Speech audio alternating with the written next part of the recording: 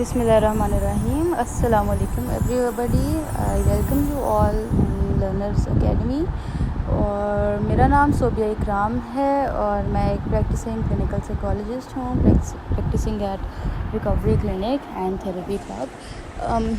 जो टॉपिक मुझे असाइन हुआ था जेंडर साइकोलॉजी, हम उसको ऑलरेडी डिस्कस कर चुके हैं, पढ़ भी रहे हैं। आज हम उसके लेसन पे हैं जिसमें हम रिसर्च को डिस्कस कर रहे थे बेसिकली कि जो जेंडर इश्यूज़ हैं या जेंडर साइकोलॉजी है उसमें किस टाइप की, because research is a vast domain और उसके अंदर ज़ाहिर है कुछ चीज़ें, कुछ प्रैक्टिसेस ऐसी हैं जो हम जेंडर इश्यूज़ के लिए को एड्रेस करने के लिए यूटिलाइज़ कर सकते हैं। तो उसमें हम लोगों ने लास्ट डिस्कस किया था, ऑब्जर्वेशंस की बात की थी और कैटेगरीज़ की बात की थी, तो उसी को आज हम कंटिन्यू करेंगे। और एक मेथड है जी कंटेंट एनालिसिस। कंटेंट एनालिसिस जो है ना वो बड़ा एक अमूमी तौर पे इस्तेमाल किया जाता है।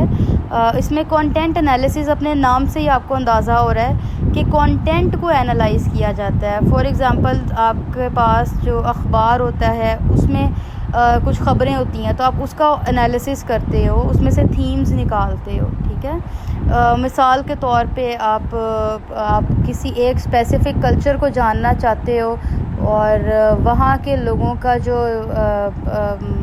उनके जो हालात और वाक़यात हैं, वहाँ पे औरतों का किरदार, औरतों के जो रोल्स हैं उनको आप जानना चाहते हो, तो आप क्या करोगे, उसी कल्चर का, उसी एरिए का स्पेसिफ़िक अखबार और जो आर्टिकल्स और मैगज़ीन्स होते हैं आप वो निकालते हो। उसके अंदर वो टॉपिक्स जहाँ पे ख़वातीन के इश्यूज़ पर बात की गई है या वो रिलेटेड जो ख़बरें हैं और जो आर्टिकल्स हैं या जो कॉलम्स हैं, आप उनको निकालते, उनको पढ़ते और उनको एनालाइज़ करते हो कि यार इस जगह पे फ़लाँ एरिया में ये कॉन्सेप्ट्स हैं फ़ीमेल फ़िगर को लेके या उसके रोल्स को लेके। That is just an example. तो इसको बोलते हैं content analysis. So you analyse the content वो न्यूज़पेपर हो सकता है, प्रीवियस रिसर्चेस हो सकती हैं, बुक्स हो सकती हैं, टीवी के जो प्रोग्राम्स हैं, इवन आप अगर देखें जो फोक सॉन्ग्स होते हैं, अगर हम पंजाब के कल्चर की बात करते हैं तो हमारे जो फोक सॉन्ग्स हैं वो हमारा कल्चर बताते हैं कि यार इनका क्या कल्चर है। वो जो अल्फाज हैं उसमें आपको एक कल्चर पता चल जाता है। आप अगर कोई भी सॉन्ग निकाल लें पंजाबी, तो हमारे जो वैसे तो जो मूवीज़ हैं पंजाबी वो तो बड़ा वाहियात कल्चर है, लेकिन बहरहाल जो फोक कल्चर है वो बड़ा खूबसूरत है और वो बताता है कि एक जगह का क्या इन्वायरमेंट होगा या किस तरह वहाँ के लोग रहते हैं। तो बड़े मज़े के वो होते हैं, जिस तरह वो जिसको हम टप्पे भी कहते हैं। तो उनके अंदर जो अल्फाज है, जो शायरी होती है, उसका एनालिसिस होता है, फिर उसमें से आप थीम्स निकालते हो। तो बहरहाल स्कूल्स की जो टेक्स्ट बुक्स हैं उनका भी एनालिसिस आप करते हो। और सबसे ज़्यादा आप देखें कुरान की जब तफसीर पे हम आते हैं तो कुरान की तफसीर बहुत सारे एस्पेक्ट्स पे होती है। उसका एक एनालिसिस किया जाता है जी, उसकी तफसीर की जाती है, ठीक है, डिस्कोर्स बोलते हैं उसको। फिर एक है कंटेंट एनालिसिस, जो अल्फाज हैं उसमें ये आयत या ये हम कहते हैं ना फ़लानी सूरत, जिस तरह सूरत अल असर है, तो उसका थीम क्या है, उसका थीम जो है वो क्या है, वक्त के ऊपर बात हो रही है कि इंसान जो है वो वक्त का इस्तेमाल करके क्या से क्या हो सकता है या उसके पास क्या क्या अपॉर्चुनिटीज़ होती हैं। So basic theme is the time. तो कंटेंट एनालिसिस हम इस तरह करते हैं, लेकिन अंदर डीप डाउन तो ज़ाहिर है वो तो एक समुंदर है और आप जितना इसमें डीप डाउन जाओगे सो जाओगे। Moving on to the next part कि जी कंटेंट एनालिसिस का प्रोसीजर क्या है। और ये जो कंटेंट एनालिसिस है ये क्वालिटेटिव रिसर्च में आ जाती है, क्वालिटेटिव एट टाइम्स, क्वांटिटेटिव भी। सो it's a kind of concept, it's a part of archival, basically it's a kind of archival research। आप लोग सिस्टमेटिकली कैटेगराइज करते हो, सो कहीं ना कहीं क्वांटिटेटिव में भी केटर की जाती है। एनी हाउ प्रोसीजर में क्या है कि you decide one behaviour based on the hypothesis, और फिर उस बिहेवियर से रिलेटेड आप सिस्टमेटिकली रिव्यू करना शुरू होते हो। मे बी आप किसी थेरी पे बात करते हो, आपने एक थेरी कर दी कि सुनी थी जी कि औरतों के जो क्रिएटिविटी है वो मर्दों से ज़्यादा है, तो आपने अब इस थेरी के ऊपर जो है ना वर्क करना शुरू किया, इसको कैटेगराइज़ की और आपने कहा कि जी फ़लाने एरिए को हम एक्सप्लोर करते हैं, फिर हम देखते हैं। तो अब आपने कैसे करना है कि आप ब्रेन स्कैन्स भी कर सकते हो अगर बहुत ही कोई इसमें आप जा सकते हो। लेकिन बहरहाल इसमें चूँकि हम कंटेंट की बात कर रहे हैं तो हम टीवी देखेंगे कि टीवी में औरतों का क्या रोल है। आप देखें राइटर्स जो हैं वो उनके जो नॉवेल्स हैं आप उनका कंटेंट एनालिसिस कर सकते हो कि इनके जो नॉवेल्स हैं वो ज़्यादा क्रिएटिव हैं या मेन जो हैं उनके नॉवेल्स ज़्यादा क्रिएटिव हैं। तो that's how you do this analysis. उसके बाद कुछ और डिस्क्रिप्टिव मेथड्स हैं रिसर्च के अंदर ही। तो उसमें यह है कि एक है जी unobtrusive method and the second one is archival data. Unobtrusive में क्या है, these are form of indirect observation और indirect ways of data collection. अब इसमें यह है कि सब्जेक्ट जो है वो मौजूद तो नहीं है लेकिन उसका लाइफस्टाइल, उसका बिहेवियर्स और आप स्टडी कर सकते हैं आप उसकी सराउंडिंग से या अपने आसपास से, और फिर आप उसको क्रॉस चेक भी कर सकते हैं। जिस तरह मैंने आपको बताया कि अगर आपने किसी इंसान को जानना है मिसाल के तौर पे तो उसके कंटेंट को एनालाइज कर लो। किसी भी एक राइटर की अगर आप पर्सनैलिटी जानना चाहते हो तो आप उसके मैक्सिमम नॉवेल्स देखोगे कि वो किस किस्म के हैं, तो उससे आपको एक स्केच बन जाता है कि यार फ़लाँ बंदा किस किस्म का है। ठीक है, तो एक ये मेजर है, आप इस तरह से जाते हो। एक क्या होता है कि आप ट्रेसेस इस्तेमाल करते हो। अब आप जिस तरह आर्काइवल रिसर्च में ये भी तो है ना, आप ये जो फॉसिल्स होते हैं आप कुछ जगहों को अगेन ये मैं थोड़ा सा डिट्रैक्ट हो रही हूँ, लेकिन ये है कि कोई जगह दरियाफ्त होती है तो वहाँ का जब आप उसको एक्सप्लोर करते हो तो आप देखते हो चीज़ों के ज़रिए आप एक सिविलाइजेशन एक्सप्लोर करते हो कि उनका ये लाइफस्टाइल था। कंटेंट एनालिसिस चूँकि हम बात कर रहे हैं तो उसमें मेक श्योर कि आप रिटन जो कंटेंट बेस्ड चीज़ें हैं, ड्रामा, मूवीज़, उनकी बेस पे आप जाते हो सिविलाइजेशन की तरफ या बिहेवियर्स की तरफ या पर्सन की तरफ। उसके बाद आर्काइवल है। आर्काइवल क्या है, जो प्रीवियसली आज तक का लिटरेचर है, 20 साल का लिटरेचर, पिछले 20 साल में अब तक एक उसका जो जितना भी लिटरेचर है आप उसको देखते हो और उसकी बेस पे इकट्ठा करके उसको एनालाइज करते हो। ठीक है, आर्काइव्स क्या होता है? आर्काइव आपने देखा होगा, आपके ईमेल बॉक्स में भी एक आर्काइव लिखा होता है कि इसको उसमें कर दो, तो वो उसमें सेव हो जाता है मटेरियल आपका, वो एक डेटा बन जाता है। तो एक तो ये है मेथड्स में जो है आ जाता आपका। उसके बाद नेक्स्ट चीज़ जो है ना वो एक्सपेरिमेंटल रिसर्च है। एक्सपेरिमेंटल जो रिसर्च है, ये एक्सपेरिमेंटल मेथड और एक्सपेरिमेंटल डिज़ाइन, ये सारा कुछ जो है ये भी जेंडर साइकोलॉजी में बड़ा रोल अदा करता है। अब उसमें एक्सपेरिमेंटल रिसर्च क्या है? It's a type of research जिसका मकसद क्या है कि साइंटिफिक स्टेटस जो है वो साइकोलॉजी को मिला जाए। और फिर उसके जो मेथड क्या है कि आप अगेन किसी फिनोमेना को स्टडी करना है तो अगेन आप वो कॉज एंड इफ़ेक्ट वाली बात करते हो। एक्सपेरिमेंट है ना, एक्सपेरिमेंटल में आप इट्स मोर साइंटिफिक। ठीक है, और इसी की वजह से साइकोलॉजी जो है ना वो बहुत स्ट्रक्चर्ड हो जाती है और वो एक साइंस कंसिडर की जाती है। And then experimental design is the plan और स्ट्रक्चर और layout of according to which the experiment is being conducted. Experimental research is an umbrella. ठीक है, उसके अंदर फिर आप कहते हो जी मेथड भी हमने एक्सपेरिमेंटल करना है कि अब आप इसी तरीके से एक्सपेरिमेंट करके आप समझना चाहते हो।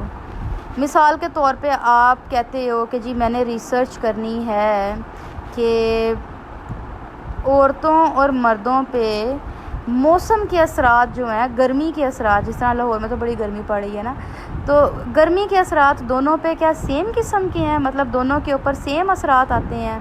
तो ये अब आप जब रिसर्च करना चाहते हो तो इट मीन्स कि that is an experimental research.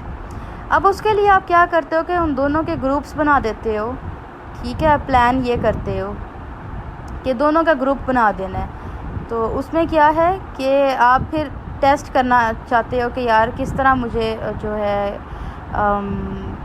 इन दोनों के ऊपर जो है ना रिसर्च करें, तो ग्रुप्स बना के इस चीज़ का इफ़ेक्ट इस पर देखना है। तो ये है मेथड कि ये मेथडोलॉजी भी आप एक्सपेरिमेंटल कर रहे हो। उसके बाद design, experimental design it's a plan और स्ट्रक्चर और लेआउट कि जी मैंने अब इनको क्या करना है कि एक कमरे में बिठाना है जहाँ पे गर्मी होगी और फिर उनकी फीलिंग्स और एहसास पूछने हैं, इंडिपेंडेंट और वही dependent variable, cause and effect, वो आपने पूछने हैं। तो अब वो उसके ऊपर जो असर आ रहा है उसको आपने रिकॉर्ड करके फिर आपस में जो भी आपने उसके ऊपर एनालिसिस रन करना है वो आ जाएगा। So this is how you conduct experimental research. और जेंडर साइकोलॉजी में कंटेंट एनालिसिस भी होता है, ऑब्जर्वेशंस भी होती हैं, उसमें एक्सपेरिमेंटल रिसर्च भी होती है। और इसमें हाँ ये ज़रूर है कि जो एक्सपेरिमेंटल रिसर्च है उसमें कुछ चीज़ें नोट करने के याद रखो। एक तो ये कि आप कॉज एंड इफ़ेक्ट देख रहे हो ना, नंबर 1। और नंबर 2 ये है कि आपके पास एक हाइपोथेसिस होता है, ठीक है, जिसमें एक इंडिपेंडेंट और डिपेंडेंट वेरिएबल मौजूद होने चाहिए, ठीक है। और आप इंडिपेंडेंट वेरिएबल को मैनिपुलेट भी कर सको, यानी कि मैंने मौसम का इफ़ेक्ट देखना है बंदे के ऊपर, औरत और मर्द दोनों के ऊपर, तो मेरा मौसम क्या है, इंडिपेंडेंट वेरिएबल है, ठीक है। लेकिन मैं इसको मैनिपुलेट कर सकती हूँ, कैसे कि कमरे में मैं अगर पंखा बंद कर दूँगी तो गर्मी बढ़ जाएगी, अगर एसी लगाऊँगी तो ठंडक हो जाएगी, तो मैं पंखा बंद करके भी उसका बिहेवियर नोट कर लूँगी और एसी चला के भी बिहेवियर नोट कर दूँगी, तो वो मैनिपुलेट हो सकता है। और डिपेंडेंट वेरिएबल जो है वो डिपेंड कर रहा है मेरे इंडिपेंडेंट पे, यानी कि मूड और बिहेवियर मैं कहती हूँ डिपेंड कर रहा है कि मौसम के ऊपर। और मौसम जो है वो हम उसको लैब के अंदर या अपनी एक्सपेरिमेंटल रिसर्च में ऊपर नीचे चेंज कर सकते हैं। तो ये बेसिक जो मेन कंपोनेंट्स है ना एक्सपेरिमेंटल के, ये आपने अपनी फिंगर टिप्स पे ले आने हैं। और फिर ये है कि आपका जो डिपेंडेंट वेरिएबल है उसके ऊपर आपका कंट्रोल भी होना चाहिए। अब ये भी नहीं है कि अगर आप देखें, अगर आप किसी मेल और फीमेल पे रिसर्च करें तो आपका कंट्रोल है ना, आप उनको बिठा रहे हैं कि आपने इधर बैठना है और आपने यहाँ से हिलना नहीं, ऐसा तो नहीं है आपने कोई डंगर बिठा दिया और वो को बता ही नहीं सकता, ठीक है। तो इस तरह की चीज़ नहीं होगी, आपका डिपेंडेंट वेरिएबल पे प्रॉपर एक कंट्रोल होगा, या जिस तरह कंट्रोल ग्रुप होता है आप उनको बाउंड करके उन पर रिसर्च कर भी सको। ऐसा नहीं कि आप एक पत्थर गर्मी में रख दो और देखोगे उसके फीलिंग और एहसास जज्बात जो है पूछना शुरू कर दो। तो ये है आईवी जो है, इसमें आईवी और डीवी का कॉन्सेप्ट जो है वो बहुत अहम है। इंडिपेंडेंट वेरिएबल याद रखो, हर वो चीज़ जिसका किसी दूसरी चीज़ पे असर है वो इंडिपेंडेंट वेरिएबल बन जाती है, और हर वो चीज़ जो असर कबूल करती है वो डिपेंडेंट वेरिएबल बन जाता है, ठीक है। कबूल करके उसके मुताबिक होना शुरू हो जाए। जैसे आपके अब्बा का असर है आपके घर में, ठीक है, तो वो इंडिपेंडेंट वेरिएबल हैं, और अगर उनका असर आप पे पड़ रहा है और आप डिपेंडेंट वेरिएबल हो। ये एक मिसाल मैंने आपको थोड़ा सा स्माइल के लिए दी है। बहरहाल एक बेस्ट एग्जांपल यही है गर्मी के मौसम की। सो गर्मी का मौसम is an independent variable and your emotions और behaviour are basically the dependent variables. Yeah, and then there are another option that control variables. So a potential independent variable that can have an impact upon the dependent variable, it has to be controlled so that it does not interfere with the finding about the impact. अब मैंने जैसे बात की कि जब मैंने बंदे को गर्मी कमरे में बिठाया तो मैं कमरे का टेम्परेचर कंट्रोल भी कर सकती हूँ, ठीक है। मैं उसका टेम्परेचर एसी चला के ज़्यादा भी कर सकती हूँ, हीटर चला के जो है वो एसी चला के कम कर सकती हूँ, हीटर चला के ज़्यादा कर सकती हूँ। तो इट्स अप टू मी, तो वो कंट्रोल वेरिएबल भी है। So independent variable should be controlled as well. So ये है, और इसमें कुछ कैटेगरीज़ होती हैं, क्योंकि आप देखें एक्सपेरिमेंटल जब आप इंसानों पे एक्सपेरिमेंट्स करते हैं तो it's way much different than the medical studies. लेकिन चूँकि साइंस के अंदर भी रहना है तो फिर हमें इस पर थोड़ा सा देखना पड़ता है। तो इसमें कुछ कैटेगरीज़ हैं। एक तो ये है कि groups in a typical experiment, आप एक्सपेरिमेंटल ग्रुप बनाते हो और कंट्रोल ग्रुप बनाते हो, ठीक है। जिस तरह मैंने बात की कि ये तो था डायरेक्ट, जो मैंने अभी बात की वो एक्सपेरिमेंटल डिज़ाइन में विद इन सब्जेक्ट्स और बिटवीन सब्जेक्ट्स है।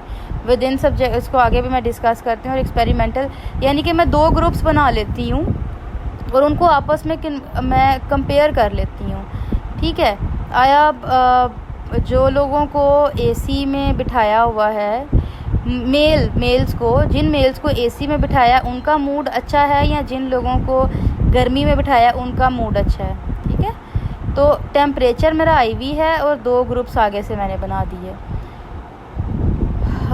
इसमें ये है कि इसके बेनिफिट्स भी हैं रिसर्च के और नुकसानात भी हैं। बेनिफिट जो है वो मेन वो तो यही है कि ज़ाहिर है साइंटिफिक है और रेप्लिकेट हो सकता है ये एक्सपेरिमेंट जो है और फिर रिसर्च में आप प्रूव कर सकते हो। पर डिसएडवांटेज ये है कि बाज़ औक़ात क्या होता है कि आप एक्सपेक्टेशन के मुताबिक पेशेंट जो है वो अमल करना शुरू हो जाता है, विच इज़ नॉट गुड। मतलब आप एक्सपेक्ट करो कि जी वो आपके मुताबिक शुरू हो जाता है ना, एक्सपेक्टेशन का जो इफ़ेक्ट आ जाता है इंसान पे। आपकी टीचर अगर आपको कहे कि हाँ यहाँ पे बैठना है आपने, और आपने मुझे जाना कैसा फ़ील करा, टीचर आपके सामने है, टीचर प्यारी है, तो आपको वैसे ही देख के लगे नहीं मिस मैं तो बहुत अच्छा हूँ, ठीक है। तो ये जो वेरिएबल्स हैं इसकी वजह से आपका एक्सपेरिमेंट जो है क्योंकि इंसानों पे करें तो थोड़ा सा डाउटफुल हो जाता है, तो इसको भी करना फिर केटर करना मुश्किल है। दूसरा फिर जब एक्सपेरिमेंट्स करते हैं, ग्रुप्स बनाते हैं, तो उनको कंट्रोल करना, इंसानों को कंट्रोल करना, उनके वेरिएबल्स को, कंफाउंडिंग वेरिएबल्स, वो जो बीच में टांग अड़ाने वाली चीज़ें हैं। फिर एथिकल इश्यूज़ बहुत सारे आ जाते हैं कि आप अगर इन्फॉर्म कर दोगे क्लाइंट को तो भी शायद असर मुख्तलिफ होगा, नहीं करोगे तो भी मुख्तलिफ होगा। तो इस किस्म के इश्यूज़ आ जाते हैं।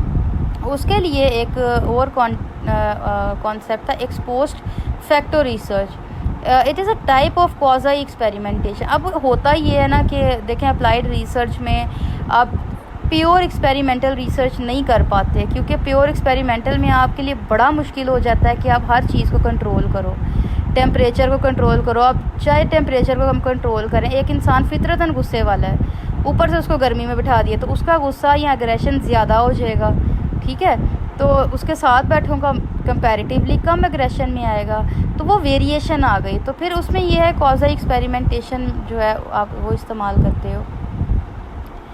और it's a sort of experimentation, not a true experiment. True experiment तो क्या है कि फ़लानी दवाई जब मैंने फ़लाने इंसान पे, अब कोविड का मैंने वैक्सीन बनाई और मैंने जो है उसको किसी मरीज़ के ऊपर लगाई और वो ठीक हो गया, इतने परसेंट 99.9% रिज़ल्ट है, इंशाल्लाह आए भी। लेकिन बहरहाल ये मेरी ट्रू एक्सपेरिमेंट है। लेकिन क्वाज़ी में क्या है कि अब मैं इन्वायरमेंट तो देख रही हूँ लेकिन बहुत सारे फैक्टर्स हैं जो आ रहे हैं, ठीक है। तो जिनको हम कंट्रोल नहीं भी कर सकते तो उनको फिर हम एज इट इज़ ले लेते हैं। So independent variable occurs or has occurred naturally, or the researcher studies its impact the way it is done in the laboratory. आप ये करते हो कि आप बहुत ज़्यादा मैनिपुलेशन नहीं कर सकते। आप मौसम जो है उसमें बहुत ज़्यादा मैनिपुलेशन नहीं कर सकते। सर्दियों में आप ठीक है आप बैलेंस कर सकते हो, लेकिन बहुत सारी चीज़ें ऐसी हैं जिसके अंदर आपका रोल कम ही होता है, तो आप एज इट इज़ चीज़ों को देख लेते हो, ठीक है। उनका थोड़ा सा बस उनको बैलेंस करके देखते हो, तो इसलिए फिर हम इनको क्वाज़ी एक्सपेरिमेंटेशन कहते हैं। और अगेन यही कि इसके अंदर एक्सपोजर ग्रुप और कंपैरिजन ग्रुप है। एक ग्रुप ऐसा है कि जिसको एक्सपोजर दिया, ठीक है। जिस तरह हम ड्रग्स एडिक्शन की बात करते हैं तो एक ग्रुप को हमने फ़लाँ थेरेपी दी और देखा कि क्या वो जल्दी रिकवर कर रहे हैं। एक ग्रुप है जो आम जिनकी रूटीन है, जो दो रिहैब ले लिए, एक रिहैब में एक ग्रुप में हमने थेरेपी दी जो अपनी बनाई हुई कि ये फ़लाँ थेरेपी है, इसकी इफेक्टिवनेस देखनी है, और एक में हमने सिर्फ ऑब्ज़र्व किया जो उनका ऑलरेडी ट्रीटमेंट दोनों का सेम चल रहा है, तो वो हमने देखा कि क्या जो प्रीवियस ट्रीटमेंट था वो ठीक चल रहा है, वो ग्रुप वाले ठीक चल रहे हैं, जल्दी रिकवर कर रहे हैं, या जो जिस ग्रुप पे आपने थेरेपी लगाई है वो कर रहा है। तो ये कंपैरिजन ग्रुप जो नॉर्मल, जिस पे कोई आपने कोई थेरेपी नहीं लगाई, इंटरवेंशन ग्रुप नहीं है, एक ग्रुप जिसमें आपने इंटरवेंशन लगाई है, so that is called exposure group. तो ये है। और एक फिर डिज़ाइन होता है जो प्री पोस्ट टेस्ट डिज़ाइन है, तो उसमें ये है ए बी बोलते हैं, ए बी। आप किसी भी बिहेवियर से पहले उसकी रेटिंग्स ले लेते हो। थेरेपी एक ही मरीज़ के ऊपर लगाई, लेकिन उससे पहले उसकी रेटिंग ले ली कि हाँ भी मेरी आपकी अलामा डिप्रेशन की 10 पे से 10 स्कोर है, बहुत ज़्यादा है, ओके। थेरेपी इम्प्लीमेंट की, अब आपने देखा कि अब क्या असर है, हाँ जी 8 हो गया है। फिर आपने दोबारा थेरेपी इम्प्लीमेंट की और फिर आपने चेक किया, सो ए बी, ठीक है। तो ये जिस तरह आपकी केस स्टडीज़ हैं वो सारी इसी मेथड को फॉलो करती हैं। नेक्स्ट में इंशाल्लाह हम फर्दर रिसर्च को पढ़ेंगे, क्वालिटेटिव को इंशाल्लाह। टिल देन अल्लाह हाफिज़।